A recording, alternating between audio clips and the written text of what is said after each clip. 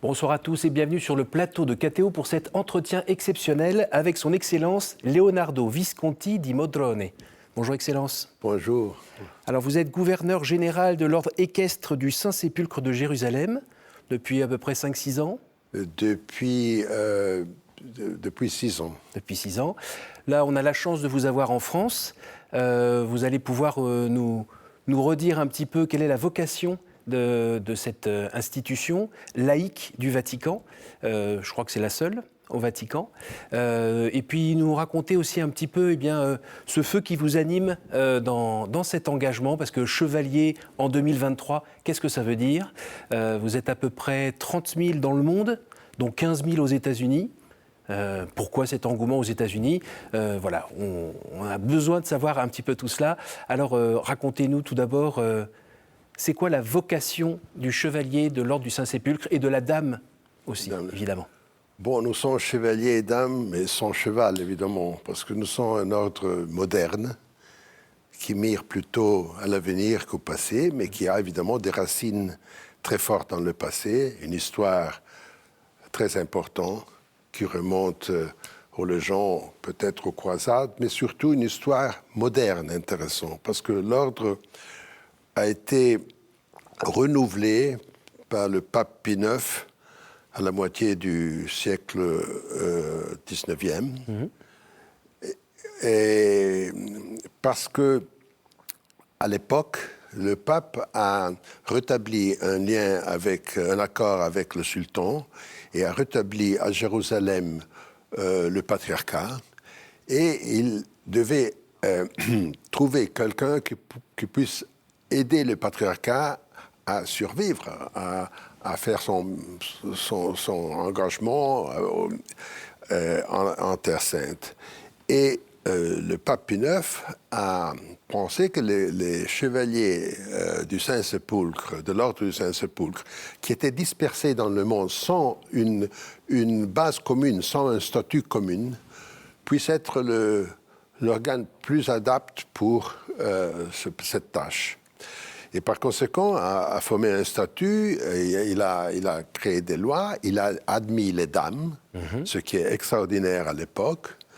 Et de là dérive l'actuel ordre chevaleresque du Saint-Sépulcre, qui est un ordre pontifical qui dépend directement du pape. Comme vous avez bien dit, c'est le seul ordre pontifical. Et c'est un ordre différent des autres. Parce que, premièrement, c'est le seul ordre pontifical et a comme référence le mystère de la résurrection de notre Seigneur. D'où le nom Saint-Sépulcre. D'où le nom Saint-Sépulcre. Alors, vous pouvez nous rappeler le sépulcre ? Exactement. Alors, quel ordre peut avoir une référence aussi noble, aussi grand ? Et la tâche est celle de justement aider les chrétiens en Terre Sainte, surtout le patriarcat, mais pas seulement le patriarcat. Le patriarcat latin de Jérusalem, oui, dirigé par Monseigneur Pizzaballa. Et aider la présence chrétienne à continuer à vivre dans cette terre, qui est évidemment une terre troublée par plusieurs problèmes. Nous tous savons les problèmes économiques, sociaux, politiques. Oui. Et nous sommes 30 000 dans le monde, à peu près 30 000. La moitié presque en Amérique, l'autre moitié en Europe, mais aussi en Amérique du Sud, en Australie et en Orient. Et nous sommes volontaires, nous sommes tous volontaires.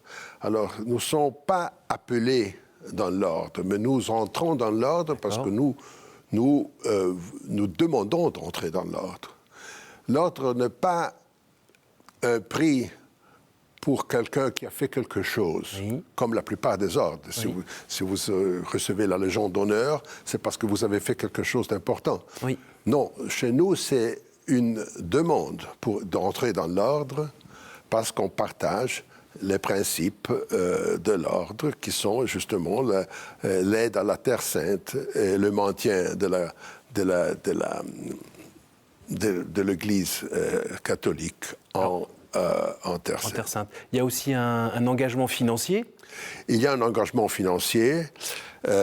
Chacun de nous donne une cotisation chaque année. Qui est la même pour tout le monde? Non, ça change pays par pays, parce qu'évidemment, il y a des pays qui peuvent donner plus. On laisse ça aux lieutenances qui sont dans le monde de définir la contribution exacte suivant la situation locale.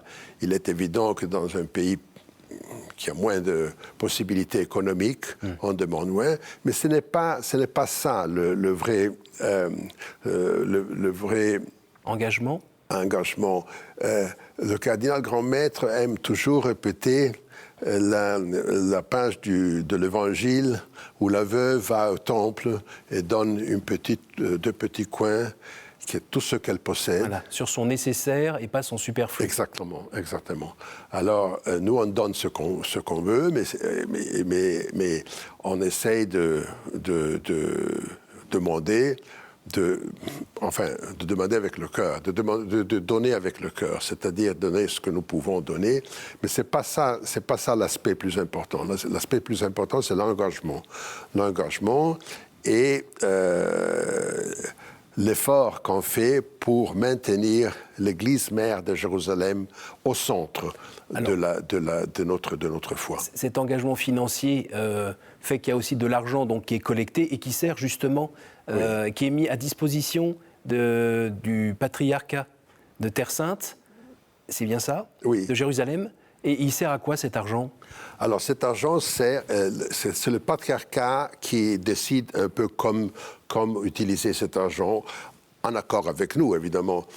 Mais dans cette phase, disons, actuelle, on préfère les activités humanitaires, parce que les activités humanitaires et pastorales, parce que les activités humanitaires et pastorales, en ce moment, sont très importantes. Après la saison du Covid, après la crise économique mondiale, la situation en Terre Sainte est très difficile. En général, nous essayons aussi d'aider beaucoup les écoles chrétiennes, parce que dans les écoles, on forme la future société. Et dans nos écoles, nous avons beaucoup d'élèves musulmans. En effet, la majorité des élèves est musulmane. Et ça, c'est un aspect très important, parce que ça démontre que nos valeurs sont acceptées par les familles musulmanes comme les valeurs les meilleures pour former des enfants qui doivent devenir la société de demain. Ce qui veut dire aussi qu'ils apprennent à se connaître. Ils apprennent à se connaître, ils apprennent à partager ils vivent ensemble. Par exemple, dans l'université, nous avons une université à Bethléem que nous finançons, et là, ils vivent ensemble, comme dans toutes les universités modernes, et ils deviennent amis. Et ça, c'est très important parce que le dialogue entre les religions, c'est un des aspects plus importants du développement de l'Église maintenant. Le pape nous a enseigné ça dans plusieurs discours, dans plusieurs textes qu'il nous a transmis. Vous parlez d'université. Il y a eu un petit dérapage avec une université en Jordanie qui s'est mis à coûter un petit peu trop cher et qui a un petit peu déséquilibré vos finances. Oui. Ça, c'est un problème que je trouvais quand je suis arrivé comme gouverneur. Mais heureusement que sa béatitude Pizzaballa a résolu ce thème en couvrant la dette. Il a vendu des terrains du patriarcat. C'était un sacrifice. Mais heureusement que le problème est terminé. Nous avons une autre université très importante, qui est l'université de Bethléem, qui n'est pas du patriarcat, mais c'est quand même une université voulue par le pape, et où justement les enfants, les jeunes, sont ensemble, et la majorité des jeunes sont musulmans, vivent ensemble, étudient ensemble et deviennent amis pour la vie. Le problème, c'est de voir si ces enfants, ces jeunes, peuvent trouver après un travail, une situation économique stable dans leur pays. Parce que pas mal de ces jeunes essayent de sortir du pays et d'aller chercher fortune en Europe ou en Amérique ou n'importe où. Quand on regarde donc les chiffres, on l'a dit tout à l'heure, il y a 15 000 personnes qui sont aux États-Unis, 15 000 chevaliers et dames. Pourquoi cet engouement aux États-Unis ? Bon, c'est une belle question et difficile à répondre. Mais c'est la réalité. C'est la réalité. Aux États-Unis, les catholiques ne sont pas une majorité, sont une minorité, mais ils sont très liés entre eux. Ils participent avec la famille. La plupart des chevaliers et dames sont mariés entre eux. Les enfants sont... Il y a une sorte de tradition qui passe de père en fils. Et ils sont très, très, très engagés. Très engagés. Moi aussi, je me suis souvent demandé comment ça se fait que la moitié des chevaliers et dames vient de l'Amérique, où évidemment la tradition chevaleresque n'est pas aussi forte comme en Europe. On dit souvent d'ailleurs que c'est ce manque de racines historiques longues. Peut-être, ça peut être. Qui tente. Peut-être qu'ils cherchent des racines et ils les trouvent justement dans l'ordre qui les rattache à quelque chose de très important au point de vue spirituel, ce qui manque dans la société américaine, dans la plupart de la société américaine. Mais c'est une recherche forte. Et la spiritualité des membres américains est très marquée. Très marquée. Après, il y a aussi les signes, le manteau. Alors, il n'y a plus d'épée, hein. Non, l'épée reste comme symbole dans la cérémonie de la veillée. Et le manteau est évidemment le symbole plus important. Mais le vrai symbole de l'ordre est la croix. La croix. Celle que vous avez sur votre cravate ? Oui, justement. On a fait des cravates pour sentir un peu cette unité fraternelle entre nous. On a fait des cravates avec la croix. La croix, évidemment, est notre symbole plus important, mais l'épée reste. Le cardinal grand-maître a aussi établi un symbole pour les dames, qui est la vase de parfums que symbolise un peu disons, la dévotion vers la figure de notre Seigneur. Et ça a été très, très bien accepté par les dames. Et d'une certaine façon, a renforcé la parité des dames et des chevaliers à l'intérieur de l'ordre, qui est vraiment quelque chose dont nous sommes très orgueilleux.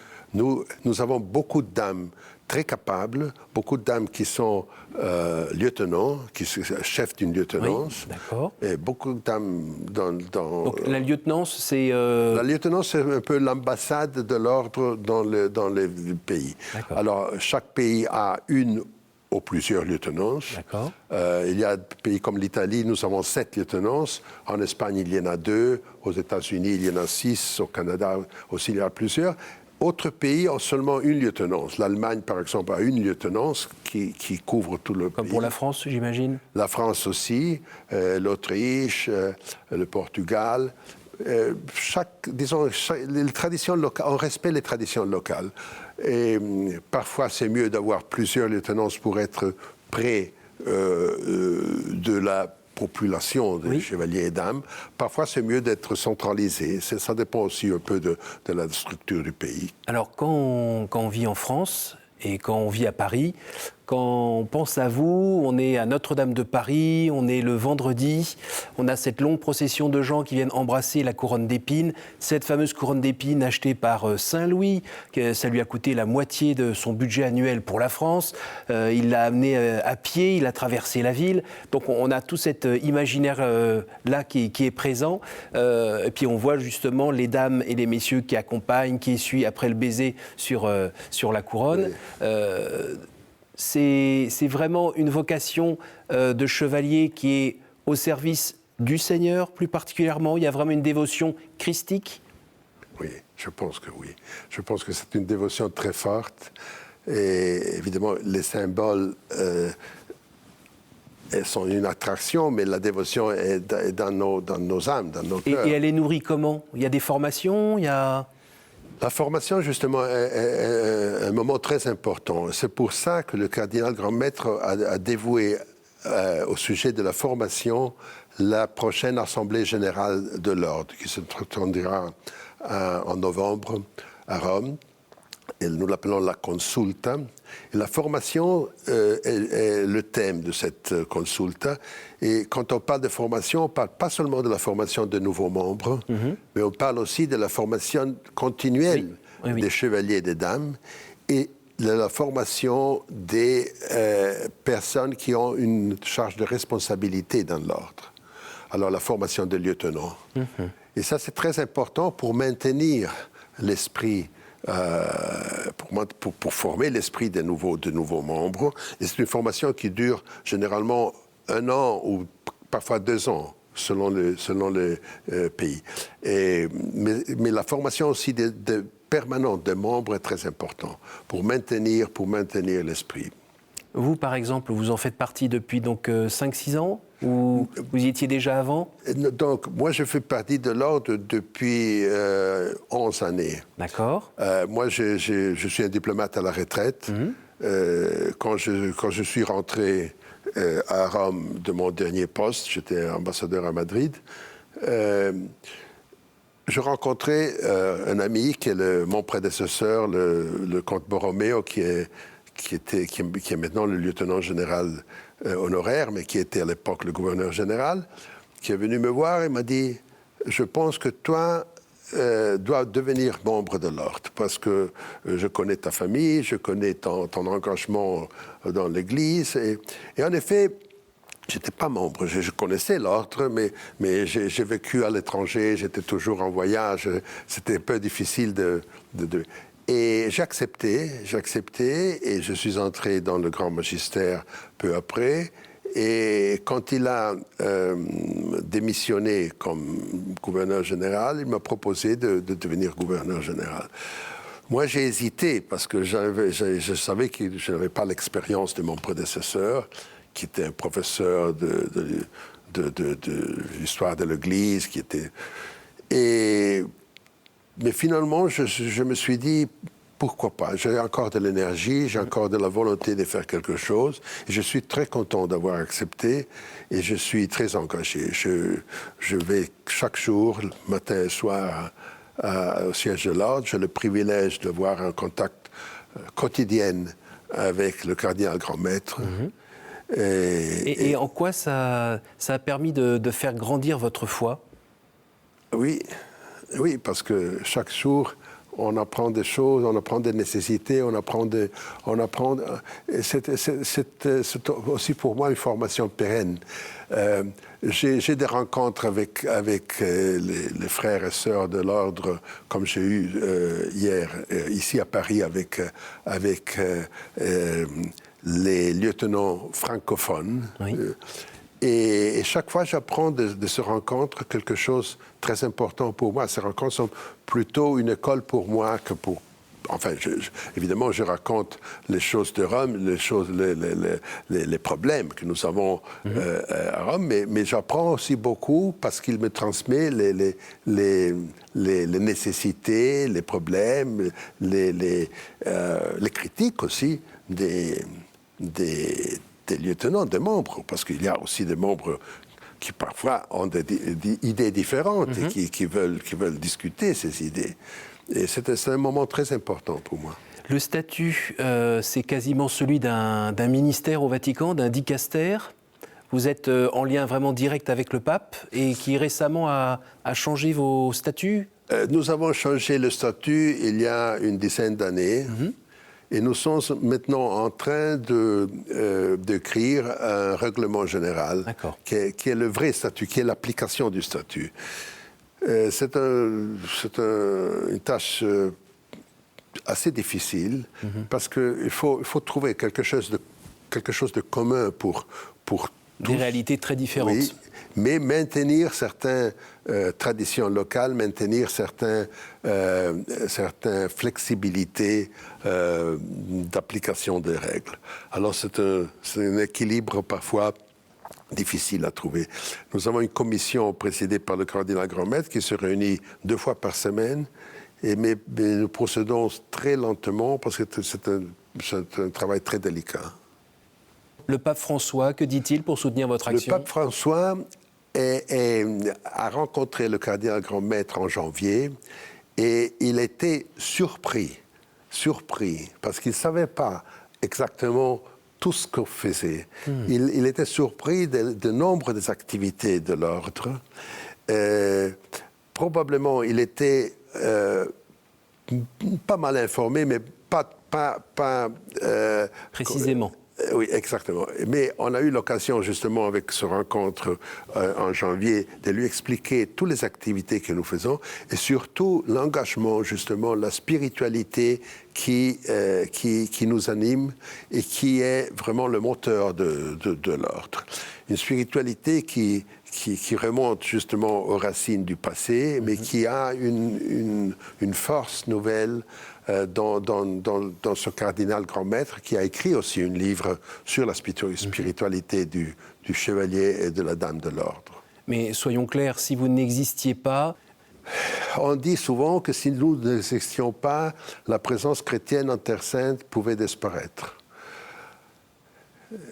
Et c'est vrai, parce que finalement, c'est nous qui finançons toutes les activités, la plupart, disons, oui. la plupart des activités du patriarcat. Et si la générosité des chevaliers et des dames n'existait pas, je crains que la Terre Sainte va peu à peu la présence chrétienne en Terre Sainte va peu à peu disparaître. Mais vous ne nous sollicitez pas avec des quêtes?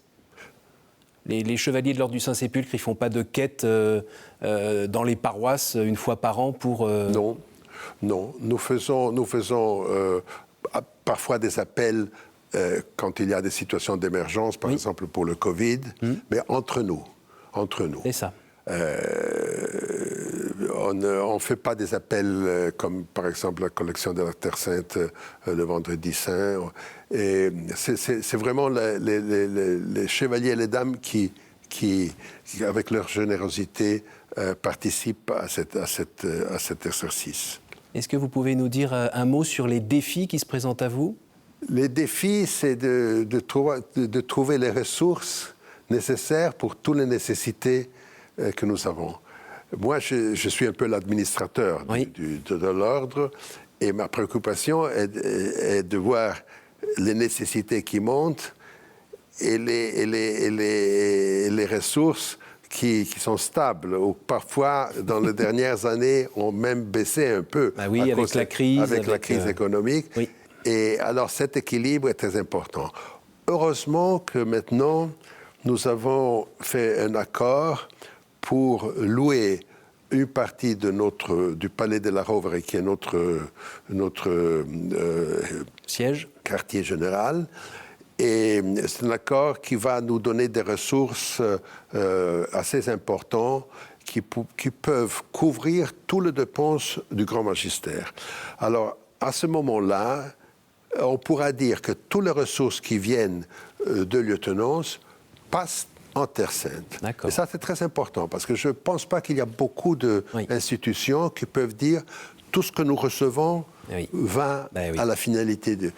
Et c'est grâce à un don que le pape Pie XII nous a fait, ce merveilleux palais en via de la Conciliazione, juste en face du Vatican, et qui nous avons même ouvert à des visites, ce qui donne aussi un peu de ressources, parce que les gens viennent, je peux lui parler de l'ordre, et quand les gens qui viennent, généralement, sont intéressés à l'art. Mais quand ils sortent du palais, ils sont intéressés aussi à la Terre Sainte. Et parfois, ils laissent aussi une petite offre qui nous aide à augmenter nos ressources.